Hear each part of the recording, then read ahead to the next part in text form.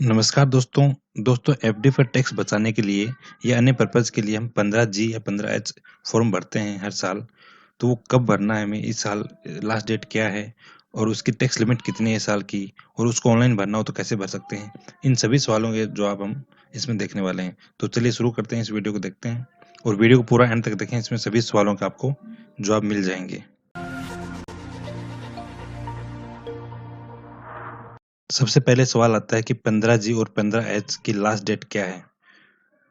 तो दोस्तों वैसे नॉर्मली हर साल अप्रैल में लास्ट डेट रहती है, मतलब स्टार्टिंग में अप्रैल में भरना होता है फॉर्म को। पर इस साल कोरोना के चलते, कोविड-19 के चलते गवर्नमेंट ने डेट बढ़ा दी थी।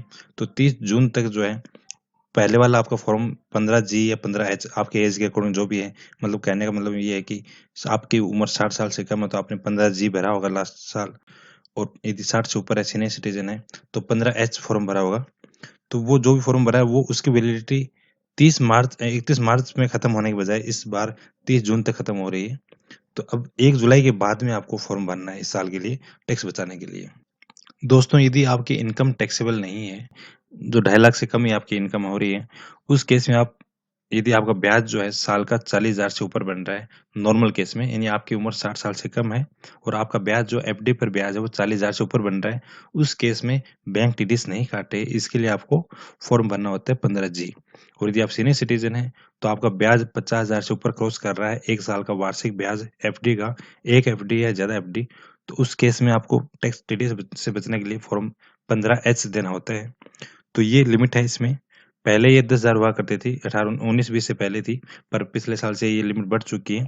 तो अभी नॉर्मल केस में यानी 60 साल से कम की आयु के लिए ये लिमिट 40,000 से ऊपर क्रॉस होते ही टीडीएस कट रहा है, और सीनियर सिटीजन केस में 50,000 से ऊपर लिमिट क्रॉस होते ही टीडीएस कटता है। उसके लिए आपको एज के अकॉर्डिंग 15G या 15H देना है, यानी सीनियर सिटीजन को 15H या नॉर्मल केस में 15G आपको फॉर्म देना है।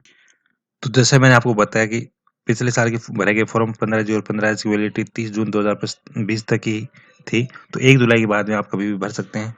बेहतर यही है कि आप फर्स्ट क्वार्टर, ये अभी जो नेक्स्ट क्वार्टर आ रहा है जुलाई से लेकर सितंबर तक का, इसी में भर दें। ज़्यादा आप लेट होंगे तो हो सकता है आपका क्वार्टरली कंपाउंड इंटरेस्ट जो हो रहा है वो यदि लिमिट क्रॉस करेगा तो हो सकता है कि बैंक आपका टीडीएस काट ले। तो ज़्यादा बेहतर है कि आप जुलाई मंथ में ही अपना 15G या 15H फॉर्म भर दें।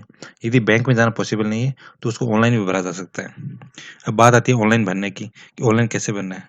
दोस्तों वैसे सभी बैंकों में अलग अलग प्रोसेस है। काफ़ी सारे बैंकों ने इस सुविधा को ऑनलाइन कर दिया है।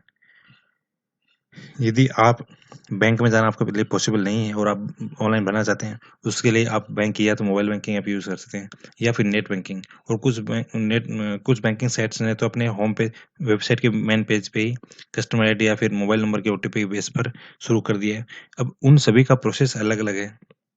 तो आप इस बात को अच्छी तरह समझते हैं कि एक सिंगल वीडियो में सभी की प्रोसेस को एक साथ इंक्लूड नहीं कर सकते। वैसे तो मैंने पिछले काफ़ी वीडियो बनाए हैं अलग-अलग, जैसे पीएनबी आप ऑनलाइन कैसे भरते हो, ऐसे में ऑनलाइन कैसे भरते हो, या फिर बैंक ऑफ बड़ौदा में ऑनलाइन कैसे भरते हो। ये तीनों वीडियो मैंने ऑलरेडी बना दिए हैं। उनको आप देख सकते हैं कि घर बैठे आप बिना बैंक जाए कैसे भरना है आपको। फिर भी इस साल में कुछ चेंजेज़ हुआ तो उसके अकॉर्डिंग मैं फिर से वीडियो बना दूँगा।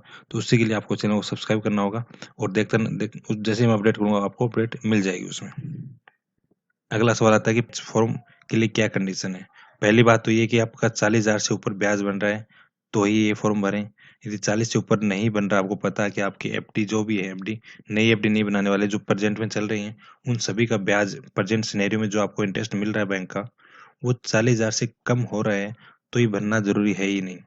बिना काम मतलब ये नहीं भरें फॉर्म, 40,000 से ऊपर क्रॉस कर रहा है और आपकी इनकम जो टैक्सेबल नहीं है, दोनों ही बातें सही हों, तो ही फॉर्म भरें। दूसरा एक ये है कि एनआरआई केस में लागू नहीं होता है, यानी एनआरआई आप नहीं हैं, सिर्फ़ तभी आपको फॉर्म में भरना है।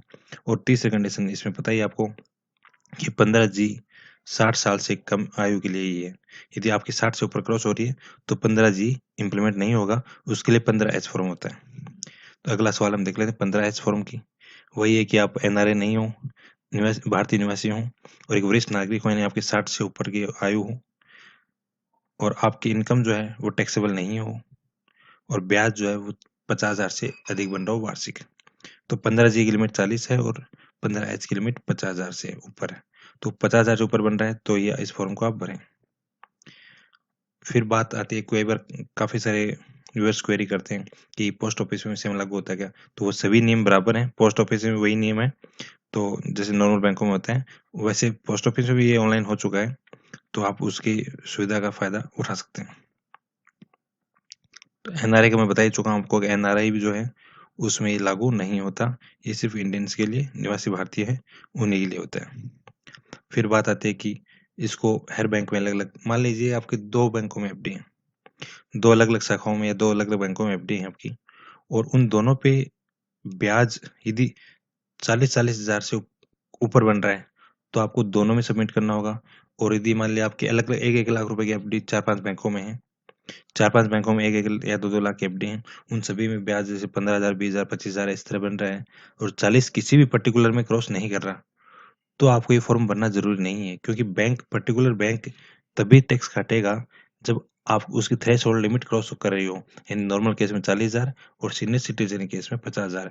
ये जब क्रॉस होगी सिर्फ तभी आपका टीडीएस कटेगा, 15G या 15H फॉर्म नहीं दिया तो इसका आप ध्यान रखें। वैसे तो काफ़ी सारा इसमें कवर किया जा सकता है, पर उम्मीद है मैंने बेसिक जो है सारे कवर कर लिए। फिर भी आपकी कोई क्वेरी रही हो इसके रिगार्डिंग, तो इसी चैनल पे या इस वीडियो के नीचे कमेंट बॉक्स में आप कमेंट करें, मैं उसका रिप्लाई ज़रूर करूँगा। पहले की तरह आप जितने भी आपने कमेंट किए हैं उसके सभी मैंने रिप्लाई किए हैं, वैसे आगे भी इसको बरकरार रखेंगे। और यदि इस तरह की वीडियो आप चाहते हैं आगे भी, तो डिजिटल बैंकिंग इंडिया चैनल को सब्सक्राइब करें, क्योंकि इस चैनल में आपको सबसे खास बात ये मिलती है कि इसमें बैंक स्टाफ द्वारा ही वीडियो अपलोड किए जाते हैं। नॉर्मली यूट्यूब पे काफ़ी आपको वीडियो मिलते होंगे, लेकिन उसमें ऑथेंटिक इन्फॉर्मेशन नहीं मिलती है। कई बार थोड़ी-सी किसी 2-3 वीडियो को देख कर के वीडियो बनाए जाते हैं। ऐसे वीडियो से आप यदि इन्फॉर्मेशन लेंगे, तो या तो आधी अधूरी होगी या हो सकता है गलत हो। तो ज़्यादा बेहतर ये हो कि आप बैंकिंग स्टाफ द्वारा ट्रस्टेड जो चैनल है, डिजिटल बैंकिंग इंडिया को सब्सक्राइब करें और इसी को रेफर करते रहें। तो दोस्तों मिलते हैं इसी के साथ नेक्स्ट वीडियो में, तब तक के लिए थैंक यू एंड बाय। जय हिंद।